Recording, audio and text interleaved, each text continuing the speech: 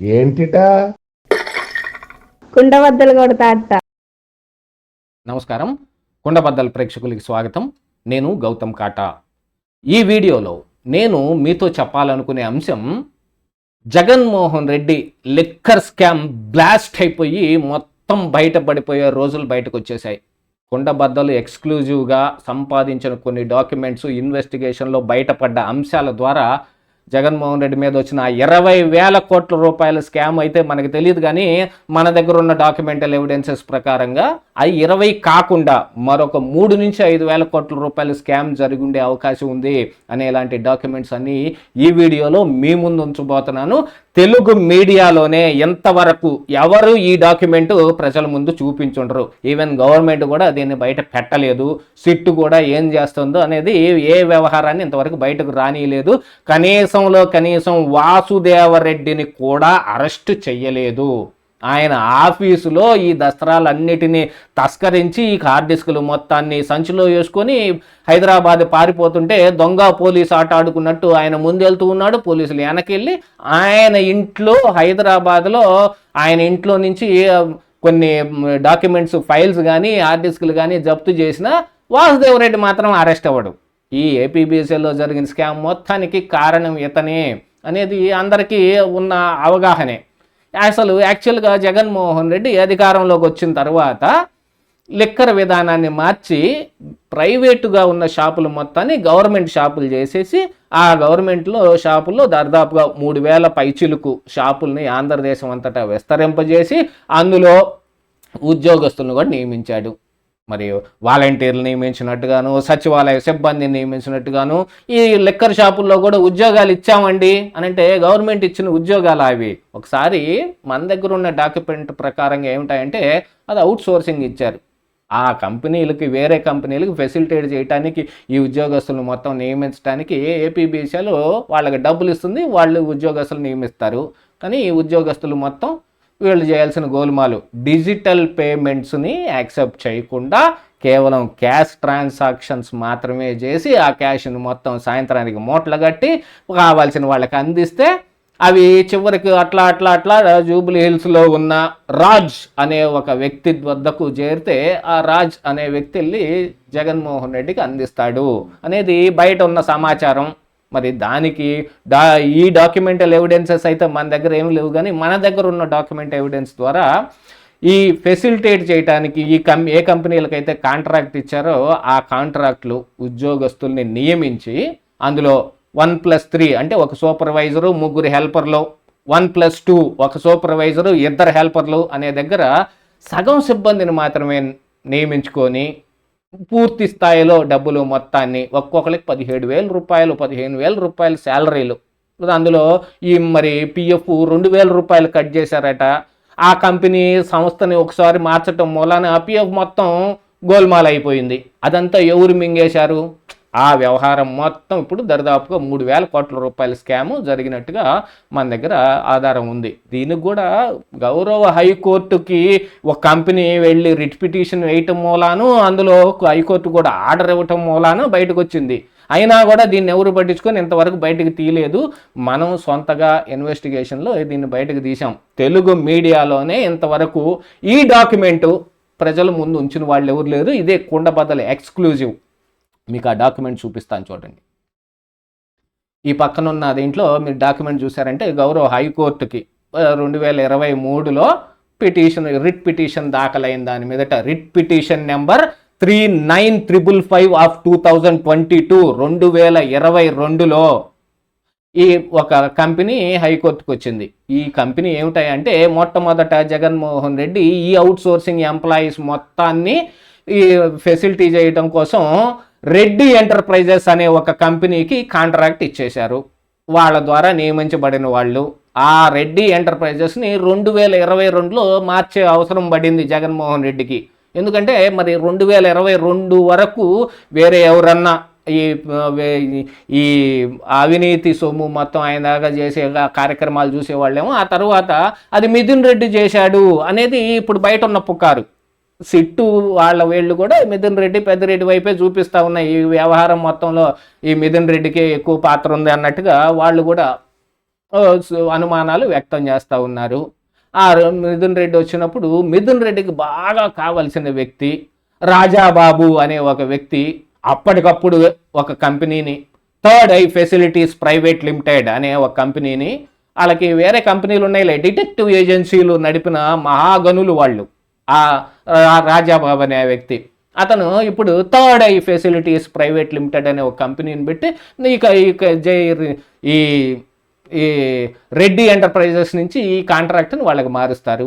అసలు ఈ రెడ్డి ఎంటర్ప్రైజెస్ ఎవరిదయ్యా అంటే మోడెం ఆంజనేయ వరప్రసాద్ అనే ఒక చోటా మోటా వైఎస్ఆర్ కాంగ్రెస్ పార్టీ నాయకుడు, ఆయన తల్లి పేరు మీద మోడెం జయమ్మ అనే 75 సంవత్సరాల ఒక లేడీ పేరు మీదన పెట్టిన ఈ కంపెనీకి ఈ కాంట్రాక్ట్ వచ్చింది. అంటే ఇప్పుడు అంత చిన్న వ్యక్తికి ఇంత పెద్ద కాంట్రాక్ట్ ఇస్తారా? ఆ మోడెం జయమ్మ అనే ఆవిడకి ఉన్న 3 బ్యాంక్ అకౌంట్లలో దాదాపు 2 సంవత్సరాల్లోనే 3,800 కోట్ల రూపాయల ట్రాన్సాక్షన్స్ నడిచినట్టుగా ఆవిడ బ్యాంక్ అకౌంట్లు చూపిస్తూ ఉన్నాయి. వీటన్నిటిని బట్టి ఈ రెడ్డి ఎంటర్ప్రైజెస్కి ఇచ్చిన కాంట్రాక్ట్ అది. ఆ తర్వాత దాన్ని మార్చేసి థర్డ్ ఐ ఫెసిలిటీస్కి మార్చటం మూలాన వాళ్ళకి ఈపీఎఫ్ వ్యవహారంలో కానీ వాళ్ళకి జడి ఆ డబ్బులన్నింటినీ ఎక్కడ ఏదన్నా జరిగే దాంట్లో రెడ్డి ఎంటర్ప్రైజెస్ హైకోర్టుకి వెళ్ళింది. వాళ్ళు వేసిన రిట్ పిటిషన్ ఇది. వాళ్ళు ఏం రిట్ పిటిషన్ వేశారు అనేది ఒకసారి మనం చూసినట్టయితే దాంట్లో ఆర్డర్ కూడా వచ్చింది. అంటే ఇప్పుడు జగన్మోహన్ రెడ్డి ఈ లిక్కర్ షాపుల్లో స్వయంగా వాలంటీర్లను లేకపోతే సచివాలయ సిబ్బందినో నియమించుకున్నట్టు నియామకాలు జరగలేదు. ఇది అవుట్ సోర్సింగ్, కంపెనీలకు కాంట్రాక్ట్ ఇచ్చి పడేశాడు. ఆ కాంట్రాక్ట్ మీద వచ్చింది. ఇదిగో రెడ్డి ఎంటర్ప్రైజెస్, ఇది Modem Jayamma, wife of Chennappa, aged 75, petitioner.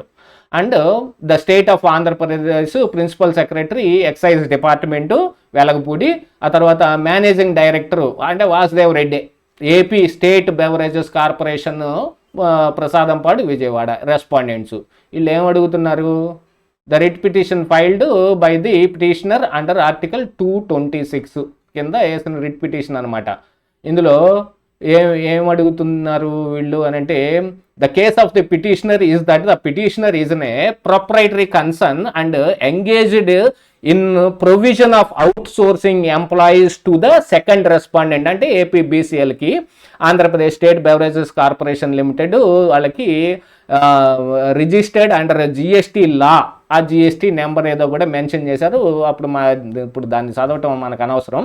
Petitioner has entered into an agreement with the second respondent owned by the post respondent. అంటే ఏపీ స్టేటు ఓన్ చేసుకుని ఏపీబీసీఎల్కి outsourcing employees to the respondent corporation for which the second respondent to pay specified amount as a remuneration in the form of wages in term of GOMS number 151, GOMS number 151 ద్వారా planning and policy dated 8/8/2016 apart from services. ఇలా ఇందులో out sourcing service at the rate of 2.17%లో దీనికి providing చేసేటట్టుగా పాత జీవోని base చేసుకుని ఇలా out sourcing ఎలా వేయాలో వీళ్ళకి అవుట్ సోర్సింగ్ ఇవ్వడం జరిగింది.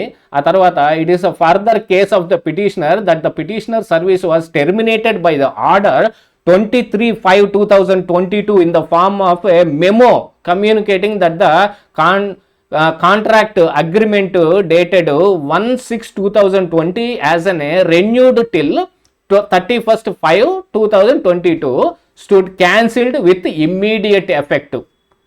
The said cancellation order has been passed without notice on the petitioner అనే దాని మీద ఇస్తే ఆ తర్వాత ఆ రిట్ పిటిషను వీళ్ళు ఈ రెడ్డి ఎంటర్ప్రైజెస్ అనే వాళ్ళు రిట్ పిటిషన్కి వెళ్ళారు. ఆ తర్వాత దాన్ని థర్డ్ ఐ ఇక్కడ ఏమో అంటున్నారు, the fresh contract for supplying of man power has given to Mrs third I facilitators private limited Renigunta Tirupati వాళ్ళకి ఇవ్వటం జరిగింది. ఇది జగన్మోహన్ రెడ్డికి మరి అప్పుడు ఏమన్నా విధానం ఏమన్నా మార్చుకొని దాన్ని అదే మిథున్ రెడ్డికి కావాల్సిన రాజాబాబుకు సంబంధించిన ఈ థర్డ్ ఐ ఫెసిలిటేటర్స్ ప్రైవేట్ లిమిటెడ్కి ఇవ్వటం మూలం జరిగిన దీంట్లో ఇందులో వీళ్ళు కోట్ చేస్తున్న దాంట్లో చాలా వరకు ఏమున్నాయి అని అంటే payment towards EPF and ESI however is 2 crores belated payment, ఇంకా తర్వాత కూడా ఇవ్వాల్సి ఉంది అనే దాని మీద కానీ వీటన్నిటి వ్యవహారం మీద వెళ్ళింది. ఇందులో అసలైన గోలుమాల ఎక్కడ బయటపడిందరా అని అంటే ఈ ఎంప్లాయీస్ని రిక్రూట్ చేసుకునే దాంట్లో జరిగిన ఓ పెద్ద గోల్మాల్ అనమాట. ఇందులో సగం మందిని మాత్రమే చేసుకొని జగన్మోహన్ రెడ్డికి క్యాష్ ట్రాన్సాక్షన్ ద్వారా వీటన్నిటిని పైకి పంపించారు. ఇందులో ఆర్డర్ కాపీ కూడా వచ్చింది. మీకు ఈ ఆర్డర్ కాపీ కావాలంటే కూడా చూపిస్తాను, ఒకసారి మీరు ఆర్డర్ కాపీ కూడా చూడండి.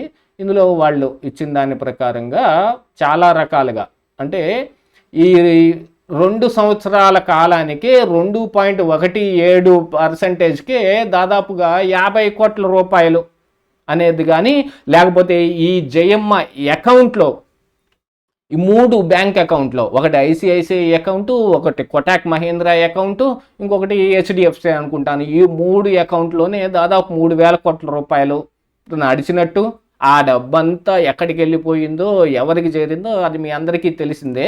వీటన్నిటి ద్వారా మనకి తెలుస్తుంది ఏంటి, దాదాపుగా ఇందులోనే ఒక 3,000 కోట్ల రూపాయలు స్కామ్ జరిగితే పైనుంచి వీళ్ళందరూ ఈ ఎంప్లాయీస్ మొత్తం క్యాష్ ట్రాన్సాక్షన్స్ ద్వారా పోగేసినవి మొత్తం అక్కడికి రాజ్ అనే వ్యక్తి ద్వారా చేర్చేశారు అనేది ఇందులో బాగా అర్థమైపోతుంది.